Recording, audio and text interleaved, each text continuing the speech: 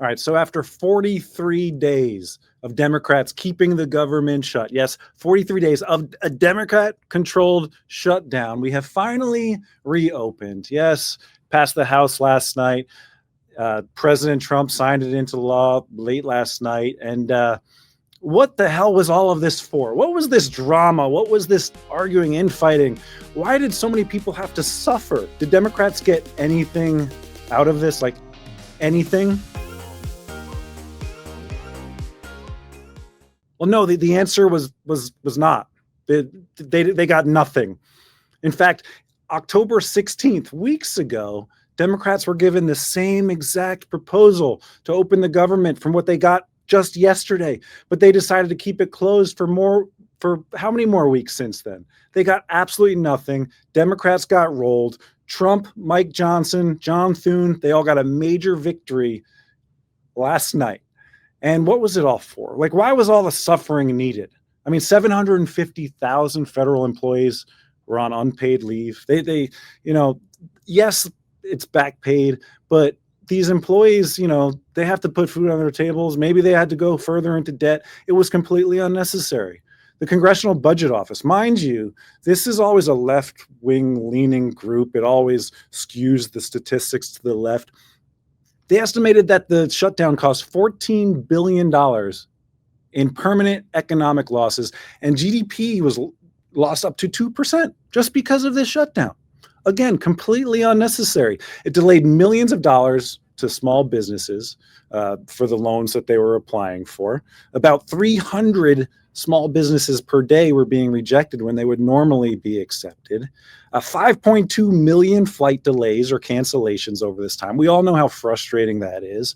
And it's going to take time to get all of these air traffic controllers and airport staff back to their regular programming jobs, right as Thanksgiving is around the corner. So much frustration, completely unnecessary. And 42 million Americans lost their food stamp benefits. Democrats call it SNAP now. I mean, I guess that's the technical term, but we all know it as food stamps. We know it is 42 million. If nothing else comes from this government shutdown, I think we need to have a serious look from within on the Republican Party, why 1/8 of the country, yes, 1/8 of the country are receiving SNAP benefits. Did you know that? I didn't know it was that high. And you and I were looking probably at videos on X and Twitter of all these, Trump would call them high-caloried people. Another maybe term would be horizontally challenged people. They don't look like they're starving. Why were they on SNAP to begin with? I think we need to have a serious discussion about taking all of these people who don't need more food off of the system. We're going to have if nothing comes of this waste of time government shutdown, I think a much more serious look into this problem. You wonder why food isn't decreasing in price as much as it should be, why beef is still high. Maybe because the government is subsidizing the cost for all of this. Like, let's take a serious look. But again, Democrats got nothing. They took the deal that they were offered weeks ago, caused all of this suffering. So was it worth it? Was it worth it, Democrats? What's your honest opinion? Well, a couple senators in Democrat states decided to say, yeah, it actually was worth it. Here's John Hickenlooper from Colorado and Jack Reed from Rhode Island saying, yeah, we'd do it again, basically. Shutdown worth it? Yeah, I think so. I hate it. But yeah, it was worth it, definitely. We got people to pay attention to the fact that this is a traumatic, in many cases, life or death situation for people all over this country. Was the shutdown worth it? I think it was, because I think the perception, we made it clear that this, not just the healthcare issue, but the whole issue. Did any of that make sense? Yeah, we caused trauma, but it was worth it. And they ended up not getting anything that they asked for, basically. All right, they wanted $1.5 trillion in added spending for what? Illegal alien healthcare, funding for government propaganda, aka NPR and PBS. They didn't get that either. And they wanted the continuation of Obamacare subsidies, which were supposed to be from the very start temporary. It's their law that they enacted. These were temporary supplemental dollars. They were supposed to expire. So if we can't get serious about stopping temporary spending that we're always supposed to be and intended to be temporary, how can we ever get serious as a country, as a party, not just Democrats, but Republicans? How can we ever get serious about actually cutting the deficit and cutting our spending when even the temporary subsidies must continue, according to Democrats? It's just not a serious party. And it just wasn't a serious proposal that the Democrats kept continuing to force down our throats.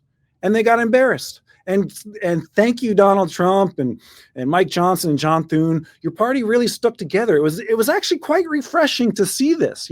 We're so used to a Republican Party with weak knees and I don't know. We're really starting to feel the pressure. They stood up to this madness, and it's about time they have a backbone and a spine to actually do so.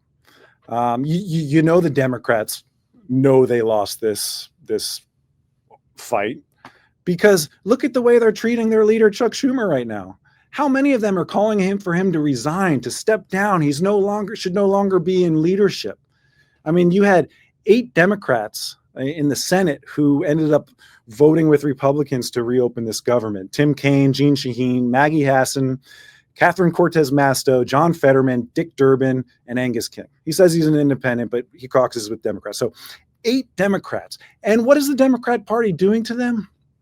Shaming them, shunning them, calling for them to be primaried. They want them the hell out of office because the progressive left is used to getting their way and bullying their way into positions that are just not that popular. And what do all these Democrats have in common with each other? Well, none of them are up for re-election or they're retiring. So these Democrats maybe for once weren't worried about their next election, which 2 or 4 or however many years from now, they don't necessarily have to worry about this. It'll be forgotten about. This shutdown will be forgotten about 4 years from now. Maybe they were thinking what was actually best for the country. And it is. The government needs to run. Okay? So props to them. They're facing this massive front from the Democrats, the progressive left. Lots of pressure. They actually stood up to them. Chuck Schumer has not.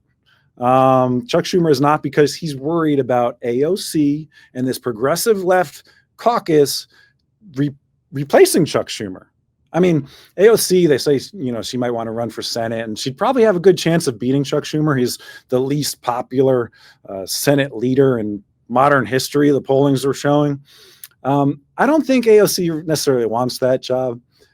Maybe president. I'm not even sure she wants that job either, but I think she's going to run, and I think she's going to mainstream her policies. I mean, look, Zohran Mamdani, a communist, just won in New York City, America's biggest, greatest city.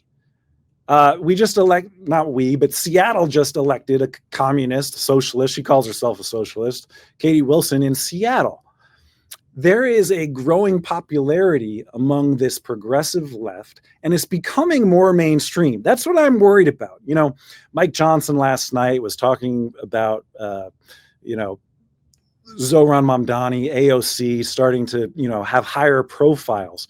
Because Zohran is about to take office, I'm a bit worried that AOC, because she actually finally has someone to the left of even her, is going to be more palatable for the rest of America. We should not mainstream this. We should not normalize this. They all should be ostracized, shunned, and kicked the hell out of office. But there is a growing popularity, obviously, within the progressive left. And AOC is becoming more popular because Democrats to the left of her are being elected. It's crazy sauce.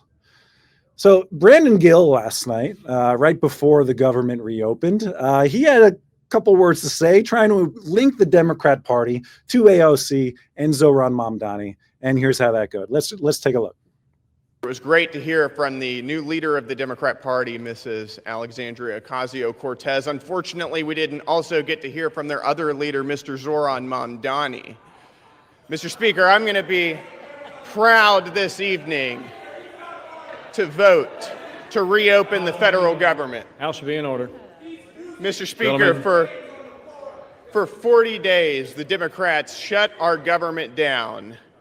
to pursue unrealistic policy proposals that they know the American people do not want. Mr. Speaker, the American people do not want health care for illegal aliens. They do not want our tax dollars funding left-wing media outlets, and they do not want to drive up our debt $1.5 trillion as part of a short-term continuing resolution. Mr. Speaker, the last 40 days have been nothing but pure political nihilism, and I'm glad that this nightmare is over so that we can get back to work on behalf of the American people. I love Brandon Gill. He's hilarious. He has an innate talent, not so much in this clip, which was also very talented, but he's got a talent to repeat Democrat words back to them and embarrass them with their own words. One of my favorite clips of him, he was asking J.B. Pritzker, the high-calorie human from Illinois, the governor who, wants open borders and, sanctuary city status and all this whatever crap that he prefers. He's Brandon Gill, or I'm sorry, J.B. Pritzker once tweeted, in protest of Trump's anti-trans policies that everyone should use the opposite bathroom. And Brandon Gill read that words back to him in testimony, and he said, "Sir, do you think that you should use the opposing bathroom today?" He's like, got him all. I digress. We do the weave a little bit, but he is so good at repeating words back to Democrats and embarrassing them.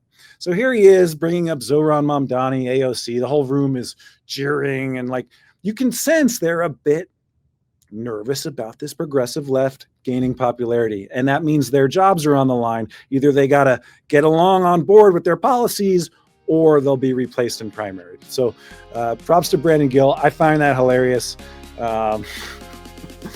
They're just constantly being embarrassed and losing.